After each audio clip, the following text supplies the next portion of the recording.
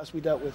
They had a penalty right at the end of the first half. The fans around us here were all gesticulating dive and were sort of incredulous that they got it. Do you think justice was served with Mark Gillespie saving it? No, I don't think it's just because of justice. I think it's fantastic goalkeeping that we saved it. To be honest, I couldn't see it, and it's always one of those, if an attacker gets in front of you, if there is contact, he's well within his rights to go down. The amount of contact, negligible, and from where I was, I couldn't see it. But obviously you see a player go down, and I don't think any player would go down on purpose, would they?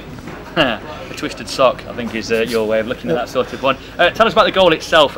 4 for the season now. Your third top scorer is your right-sided central defender. Yeah, I know.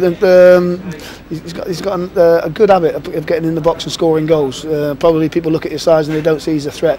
This one today was slightly unorthodox and not a typical Tom Miller goal, as you'd say. But he's been brought to when he got brought to the football club, he got brought with a goal threat. He'd been scoring goals in the outside of the football league, and it's one of those, when you've got a knack of scoring goals, you don't lose that. But what we've trying to do, we've trying to put that in our armoury as well. And another thing that we've been working on this week and last week is being on the front foot when balls come into the box. Can we start landing on second phase play inside the box, because there's goals to be had there. How much credit do you think Stevenage have to take for the fact that you even admitting that you maybe got your tactics wrong, and how hard they made it for you to earn these 3 points? No, they did. Let me tell you, they've got a manager and a team there that are fighting for their lives. They've had three defeats on the trot here, so you knew that they're desperate to try and break that. They shuffled their pack. We had an expected team of what we thought it was going to be, and they made a few changes to that. They brought some players in that obviously always gives the home team a little bit of impetus as well.